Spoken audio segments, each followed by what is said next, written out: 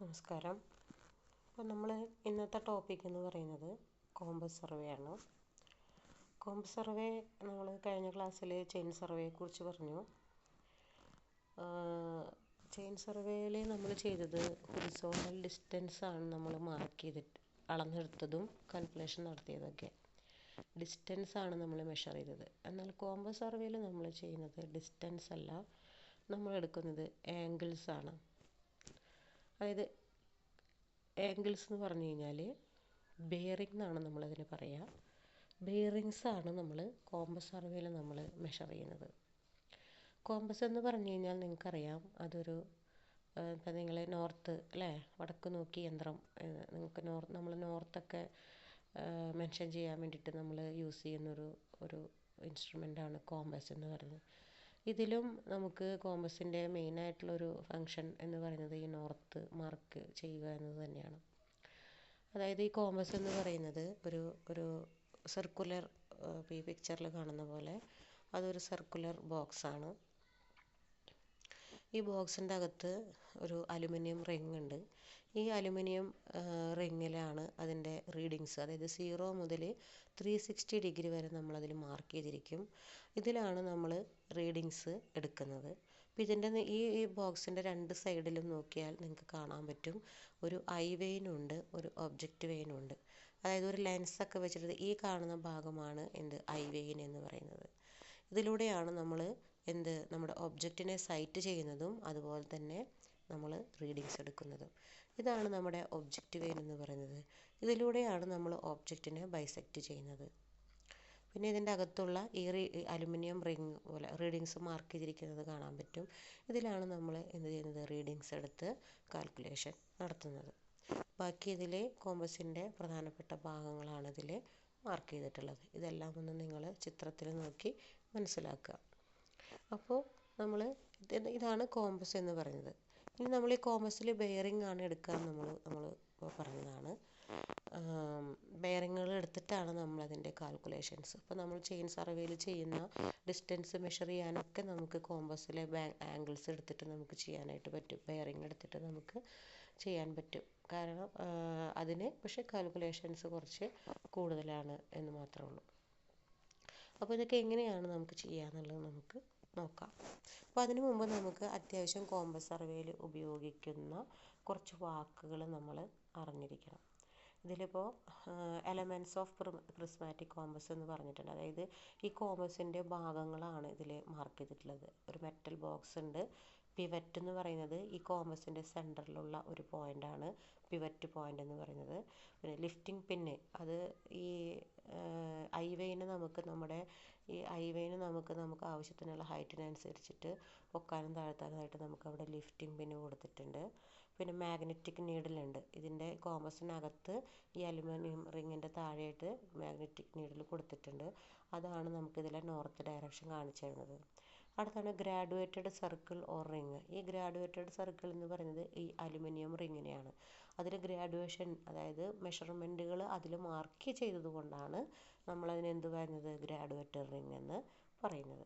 പിന്നെ അതിൻ്റെ പ്രിസം, അതായത് നമുക്ക് പ്രിസം ഉണ്ട്. അതിൽ നമുക്ക് നോക്കാനുള്ള സൗകര്യത്തിനൊക്കെ വേണ്ടിയിട്ട് കൃത്യമായിട്ട് ഗ്രാഡുവേഷൻസ് നമുക്ക് വായിക്കാൻ വേണ്ടിയിട്ട് നമുക്ക് അതിൽ പ്രിസം കൊടുത്തിട്ടുണ്ട്. പിന്നെ ഒബ്ജക്റ്റ് വെയിൻ, ഞാൻ പറഞ്ഞു, നമ്മൾ ഒബ്ജക്റ്റിനെ ബൈസെക്റ്റ് ചെയ്യാനായിട്ട് ഉപയോഗിക്കുന്ന ഈ ഇപ്പുറത്തെ സൈഡിലുള്ള ഈ ഒരു ഒബ്ജക്റ്റിനെയാണ് നമ്മൾ ഒബ്ജക്റ്റ് വെയിൻ എന്ന് പറയുന്നത്. പിന്നെ ഐ വെയിൻ ഉണ്ട്. ഞാൻ പറഞ്ഞു, ഈ ലെൻസും ഒരു സ്ലിറ്റും അടങ്ങിയിട്ടുള്ളതാണ് ഐ വെയിൻ. പിന്നെ ഗ്ലാസ് കവർ, ഈ മെറ്റൽ ബോക്സിന് നമ്മളൊരു ഗ്ലാസ് കവർ കൊണ്ട് ഇത് കവർ ചെയ്തിട്ടുണ്ട്.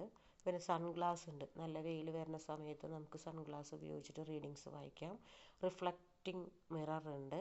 അതുപോലെ തന്നെ സ്പ്രിംഗ് ബ്രേക്ക്, അതായത് ഈ ബ്രേക്ക് പിൻ എന്ന് പറയും. അതായത് ഈ അലുമിനിയം റിങ് ചിലപ്പോൾ നമ്മുടെ ഈ കോമ്പസിൻ്റെ അകത്ത് മാഗ്നറ്റ് ഉള്ളത് കൊണ്ട് ചിലപ്പോൾ നമ്മുടെ അടുത്തെങ്ങാനും അയണിൻ്റെ പ്രസൻസ് ഉണ്ടെങ്കിൽ ഈ നീഡിൽ എപ്പോഴും മൂവ് ചെയ്തുകൊണ്ടിരിക്കും. ഈ റിങ് എപ്പോഴും മൂവ് ചെയ്തുകൊണ്ടിരിക്കും. അപ്പോൾ നമുക്ക് കറക്റ്റായിട്ട് റീഡിങ്സ് എടുക്കാനായിട്ട് പറ്റില്ല. അപ്പോൾ നമ്മൾ ബ്രേക്കും പിൻ ഉപയോഗിച്ചിട്ട്, ആ ബ്രേക്കും പിൻ എന്ന് പറയുന്നത് ഈ ഒബ്ജക്റ്റ് വെയിനിൻ്റെ ബാക്ക് സൈഡിലായിട്ടാണ് നിൽക്കുന്നത്. അത് നമ്മൾ പ്രസ് ചെയ്ത് കഴിഞ്ഞാൽ ഈ റിങ്ങിൻ്റെ മൂവ്മെൻറ്റ്സ് നിൽക്കും. അപ്പോൾ അതിന് വേണ്ടിയിട്ട് നമ്മൾ ഉപയോഗിക്കുന്നതാണ് ബ്രേക്കും പിൻ എന്ന് പറയുന്നത്. അപ്പോൾ ഇത്രയും പാർട്സുകൾ നമ്മൾ ഇതിൽ അറിഞ്ഞിരിക്കണം. കോമ്പസിൽ വരുന്ന ഇത്രയും പാർട്സുകളാണ് നമുക്ക് ഉള്ളത്. അടുത്തതാണ് വരുന്നതാണ് temporary adjustment of prismatic compass. നമുക്കിതിൽ മെയിനായിട്ട് വരുന്നത് ടെമ്പററി, അതായത് നമ്മൾ ഏതൊരു വർക്ക് ചെയ്യുമ്പോഴും ആദ്യം ആ ഇൻസ്ട്രുമെൻറ്റിനെ കറക്റ്റ് ചെയ്യുക എന്നുള്ളതാണ് നമ്മുടെ ഫസ്റ്റ് പ്രോസസ്സ് അല്ലേ. ആ ഇൻസ്ട്രുമെൻറ്റ് കറക്റ്റ് അല്ലാതെ അതിൻ്റെ പൊസിഷനോ അല്ലെങ്കിൽ അതിൻ്റെ ലെവലോ ഒന്നും കറക്റ്റ് അല്ലാതെയാണ് ഇരിക്കുന്നതെങ്കിൽ നമുക്ക് കിട്ടുന്ന മെഷർമെൻറ്റുകളും തെറ്റിപ്പോകും. അപ്പോൾ നമ്മൾ എന്താവുക, നമുക്ക് എടുക്കുന്ന കാൽക്കുലേഷൻസും തെറ്റിപ്പോകും. അപ്പോൾ അതില്ലാതിരിക്കാൻ വേണ്ടി നമ്മൾ ഏതൊരു ഇൻസ്ട്രുമെൻ്റ് എടുക്കുമ്പോഴും ഒരു ടെമ്പററി അഡ്ജസ്റ്റ്മെൻറ്റ്, അതായത് താൽക്കാലികമായിട്ടുള്ള ഒരു അഡ്ജസ്റ്റ്മെൻറ്റ് ചെയ്തിട്ട് വേണം നമ്മളതിനെ യൂസ് ചെയ്യാൻ. അത് കോമ്പസ് സർവേയിൽ എന്തൊക്കെയാണെന്ന് ചോദിച്ചു കഴിഞ്ഞാൽ സെൻറ്ററിങ് വരുന്നുണ്ട്, ലെവലിങ് വരുന്നുണ്ട്, ഫോക്കസിങ് വരുന്നുണ്ട്. ഓക്കെ, അതായത് നമ്മൾ ആ ഇൻസ്ട്രുമെൻറ്റിനെ സെൻറ്ററിങ് നടത്തുന്നു. അതായത് സെൻറ്ററിങ് നമ്മൾ വെക്കുന്നത് ഏതെങ്കിലും ഒരു സ്റ്റേഷൻ പോയിൻറ്റിൻ്റെ മുകളിലായിരിക്കും. അപ്പോൾ ആ പോയിൻറ്റിന് കറക്റ്റ് സെൻറ്ററായിട്ട് വരുന്ന രീതിയിൽ നമ്മൾ ഇൻസ്ട്രുമെൻറ്റ് സെറ്റ് ചെയ്യുന്നു. അതിനുശേഷം ഇൻസ്ട്രുമെൻറ്റ് നമ്മൾ ലെവൽ ചെയ്യുന്നു. ചെരിഞ്ഞാണ് ഇരിക്കുന്നതെങ്കിൽ അതിനെ നമ്മൾ ലെവൽ ചെയ്യുന്നു. അതിനുശേഷം നമ്മുടെ ഒബ്ജക്റ്റിലേക്ക് നമ്മൾ ഫോക്കസ് ചെയ്ത് കറക്റ്റാണെന്ന് ചെക്ക് ചെയ്യുന്നു. അപ്പോൾ ഇത്രയും 3 കാര്യങ്ങളാണ് നമ്മൾ ടെമ്പററി അഡ്ജസ്റ്റ്മെൻ്റ് ആയിട്ട് കോമ്പസ് സർവേയിൽ യൂസ് ചെയ്തത്.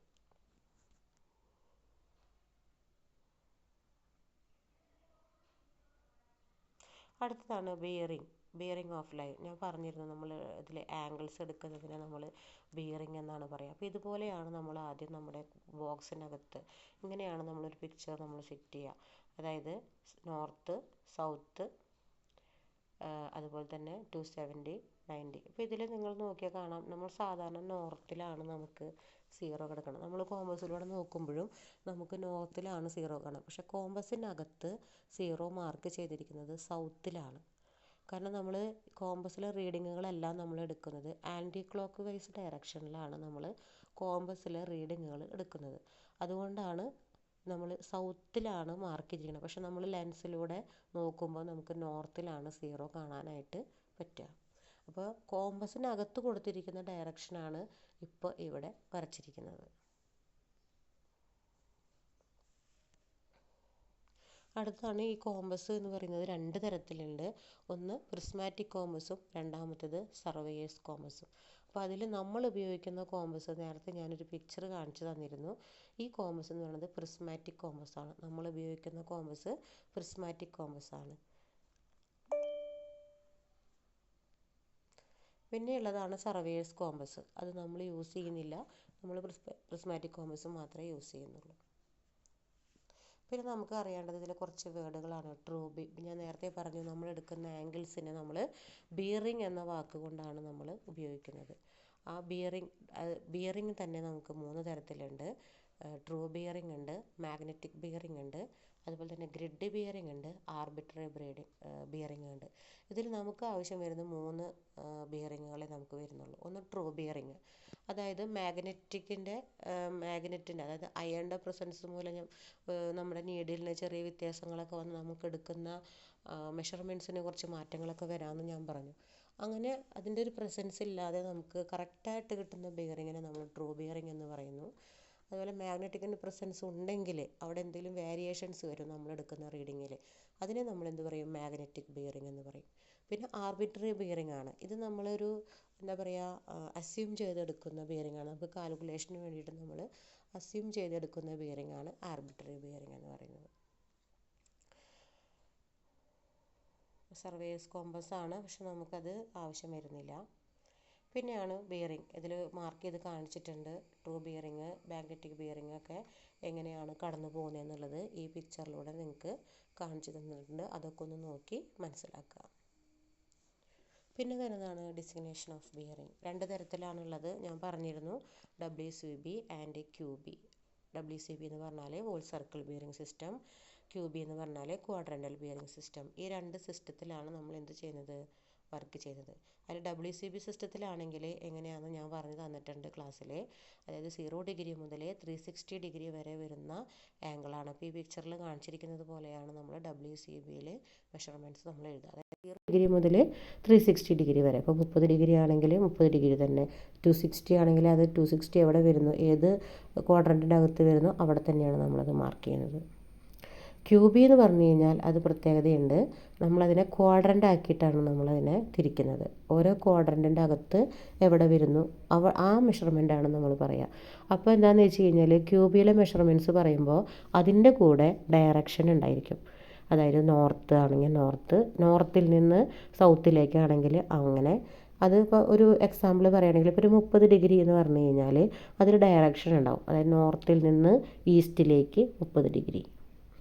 ഇനി നമുക്ക് ഏത് സെക്കൻഡ് ക്വാഡ്രൻറ്റിലാണ് വരുന്നതെന്നുണ്ടെങ്കിൽ ഇപ്പോൾ ഒരു ഇതിൽ കാണിച്ചിട്ടുണ്ട് 77 ഡിഗ്രി. സൗത്തിൽ നിന്ന് ഈസ്റ്റിലേക്ക് 77 ഡിഗ്രി. കണ്ടോ, സൗത്തിൽ നിന്ന് ഈസ്റ്റിലേക്ക് 77 ഡിഗ്രി. ഇത് മാർക്ക് ചെയ്തിരിക്കണം, കണ്ടോ. അതുപോലെ തന്നെ അടുത്തത് നോക്കിയാൽ സൗത്തിൽ നിന്ന് വെസ്റ്റിലേക്ക് 30 ഡിഗ്രി. ഈ സൗത്തിൽ നിന്ന് വെസ്റ്റിലേക്ക് 30 ഡിഗ്രി എന്ന് പറയുന്നത് ക്യൂബിയിലാണ് പറയുന്നത്. അത് ഡയറക്ഷനോട് കൂടിയിട്ട്. നമ്മളിത് WCBയിലേക്ക് പറയുകയാണെങ്കിൽ നമ്മളിവിടെ സൗത്ത് വരെ 180 ആണെന്ന് നമുക്കറിയാം. 180 + 30 കൂട്ടിക്കഴിഞ്ഞാൽ നമ്മുടെ WCBയിലെ മെഷർമെൻറ്റ് നമുക്ക് കിട്ടും 210 ഡിഗ്രി എന്ന്. അപ്പോൾ ഇവിടെ നോക്കി 77 ഡിഗ്രി, സൗത്തിൽ നിന്ന് ഈസ്റ്റിലേക്ക് 77 ഡിഗ്രി. അത് WCBയിലാണെങ്കിൽ അത് 103 ഡിഗ്രിയാണ്.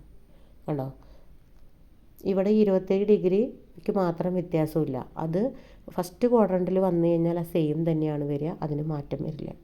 പിന്നെ വരുന്നതാണ് ഫോർത്ത് ക്വാഡ്രൻറ്റ്. നോക്കിയേ, നോർത്തിൽ നിന്ന് 20 ഡിഗ്രി വെസ്റ്റിലേക്കാണ് പോയി. നോർത്തിൽ നിന്ന് വെസ്റ്റിലേക്കാണ് മാർക്ക് ചെയ്തിരിക്കുന്നത്. അപ്പോൾ അത് WCB ആണെങ്കിൽ അതിൽ എത്ര വരും? 340 ഡിഗ്രിയാണ് അതിൽ മാർക്ക് ചെയ്തിരിക്കുന്നത്.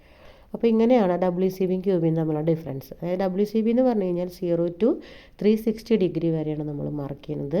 ക്യൂബി എന്ന് പറഞ്ഞു കഴിഞ്ഞാൽ ഓരോ ക്വാഡ്രൻറ്റിനകത്താണ്. അപ്പം എന്താ പ്രത്യേകത എന്ന് വെച്ചാൽ നമ്മളതിൽ ഡയറക്ഷൻ പറഞ്ഞിരിക്കും. ഇതാണ് WCBയും ക്യൂബിയും തമ്മിലുള്ള വ്യത്യാസം. ഈ ക്യൂബിയുടെ മറ്റൊരു പേരാണ് RB എന്ന് പറയുന്നത്. അത് റിഡ്യൂസ്ഡ് ബിയറിംഗ് എന്ന് പറയും. റിഡ്യൂസ്ഡ് ബിയറിംഗ് കണ്ടുപിടിക്കാമെന്ന് നമ്മൾ പറയും. അതായത് കുറച്ചിട്ട് റീഡിങ് കണ്ടുപിടിക്കുന്നത് കൊണ്ടാണ് നമ്മളതിനെ, അതായത് WCBയിൽ നിന്നുള്ള റീഡിങ്സ് 150 ഡിഗ്രി കുറയ്ക്കുകയോ കൂട്ടുകയോ ഒക്കെ ചെയ്തിട്ടാണ് നമ്മൾ ഈ റീഡിങ് പറയുന്നത്. മൈനസാണ്, അല്ലെങ്കിൽ 360 ഡിഗ്രിയിൽ നിന്ന് മൈനസ് ചെയ്തിട്ടാണ് നമ്മൾ റീഡിങ് പറയുന്നത്. അതുകൊണ്ടാണ് നമ്മളതിനെ റിഡ്യൂസ്ഡ് ബിയറിംഗ് സിസ്റ്റം എന്ന് പറയുന്നത്. പിന്നെ അടുത്ത ഒരു ഇത് വരുന്നതാണ് ഫോർ ബിയറിങ്ങും ആൻഡ് ബാക്ക് ബിയറിങ്ങും. ഫോർ ബിയറിങ്ങും ബാക്ക് ബിയറിംഗ് എന്ന് പറഞ്ഞു കഴിഞ്ഞാൽ നമുക്ക്, ഞാൻ മുന്നെടുത്ത ക്ലാസ്സുകളിൽ ഞാൻ പറഞ്ഞിട്ടുണ്ട്, നമ്മളൊരു ലൈൻ മെഷർ ചെയ്യുമ്പോൾ ഈ പിക്ചർ നോക്കിക്കഴിഞ്ഞാൽ നിങ്ങൾക്ക് മനസ്സിലാകാൻ പറ്റും. നമ്മളിപ്പോൾ ചെയിൻ സർവേയിൽ ഒരു ലൈൻ AB എന്ന് പറയുന്ന ഒരു ലൈന് മെഷർ ചെയ്താൽ Aയിൽ നിന്ന് Bയിലേക്ക് അളന്നാലും Bയിൽ നിന്ന് Aയിലേക്ക് അളന്നാലും നമുക്ക് ഒരേ ഡിസ്റ്റൻസാണ് നമുക്ക് കിട്ടുക. പക്ഷെ നമ്മളൊരു കോമ്പസിൽ നമ്മളൊരു ബെയറിംഗ് എടുക്കുമ്പോൾ Aയിൽ നിന്ന് Bയിലേക്ക് പോകുന്ന ബെയറിംഗ് ആവില്ല നമുക്ക് Bയിൽ നിന്ന് Aയിലേക്ക് വരുന്നത്. അത് രണ്ടും ഡിഫറെൻ്റ് ആയിരിക്കും. ആംഗിൾസ് ഡിഫറെൻ്റ് ആയിരിക്കും. ക്വാഡ്രൻറ്റ് ഡിഫറെൻ്റ് ആയിരിക്കും. അപ്പോൾ അതുകൊണ്ട് തന്നെ നമ്മൾ Aയിൽ നിന്ന് Bയിലേക്ക് പോവുകയാണെങ്കിൽ അതിന് ഫോർ ബിയറിംഗ് എന്നും, Bയിൽ നിന്ന് Aയിലേക്ക് തിരിച്ചു വരുന്ന ബിയറിങ്ങിന് നമ്മൾ ബാക്ക് ബിയറിംഗ് എന്നും പറയുന്നു. ഫോർ ബിയറിങ്ങും ബാക്ക് ബിയറിങ്ങും വളരെ ഇമ്പോർട്ടൻ്റ് ആണ്, നമ്മളെപ്പോഴും അറിഞ്ഞിരിക്കണം. ഇനി അതിൽ വേറൊരു പ്രത്യേകത എന്ന് വെച്ച് കഴിഞ്ഞാൽ ബാക്ക് ബിയറിങ് നമുക്ക് എടുക്കാതെ തന്നെ കണ്ടുപിടിക്കാൻ പറ്റും. അതായത് ഫോർ ബിയറിങ്ങിൻ്റെ കൂടെ നമ്മൾ 180 ഡിഗ്രി പ്ലസ് ഓർ മൈനസ് കൊടുത്തു കഴിഞ്ഞാൽ ഒന്നുകിൽ 180 കുറയ്ക്കാം, അല്ലെങ്കിൽ 180 കൂട്ടാം. അങ്ങനെ ചെയ്ത് കഴിഞ്ഞാൽ നമുക്ക് കറക്റ്റായിട്ടുള്ള ബാക്ക് ബിയറിങ് കണ്ടുപിടിക്കാനായിട്ട് പറ്റും. അത് ബാക്ക് ബിയറിങ് കാണാനുള്ളൊരു ഫോർമുലയാണത്. അതായത് FB പ്ലസ് ഓർ മൈനസ് 180. അതായത് ഫോർ ബിയറിങ്ങിനോട് കൂടി പ്ലസ് ഓർ മൈനസ് 180 ഡിഗ്രി കൂട്ടുകയോ കുറയ്ക്കുകയോ ചെയ്താൽ നമുക്ക് ബാക്ക് ബിയറിങ് കണ്ടെത്താനായിട്ട് സാധിക്കും. അതായത് ഈ ബാക്ക് ബിയറിങ് ഒറിജിനൽ ആണോ എന്ന് കണ്ടെത്താൻ വേണ്ടിയിട്ട് നമ്മളൊരു ഫോർമുല ഉണ്ടാക്കിയിട്ടുള്ളതാണ്. കാരണം എന്താണെന്ന് വെച്ചാൽ ഈ മാഗ്നറ്റിക് പ്രസൻസ് ഉണ്ടെന്നുണ്ടെങ്കിൽ നമുക്ക് കിട്ടുന്ന റീഡിങ്സ് എല്ലാം കറക്റ്റ് ആവണമെന്നില്ല. ചിലപ്പോൾ ഒരു 1/2 ഡിഗ്രി 1 ഡിഗ്രിയുടെ ഒക്കെ വ്യത്യാസങ്ങൾ ഉണ്ടാവാറുണ്ട്. അപ്പോൾ അത് വ്യത്യാസങ്ങളുണ്ടോ, അത് കറക്റ്റായിട്ടാണ് നമുക്ക് കിട്ടിയിരിക്കണമെന്ന് ചെക്ക് ചെയ്യാനാണ് നമ്മൾ ഈ ഫോർമുല ഉപയോഗിക്കുന്നത്.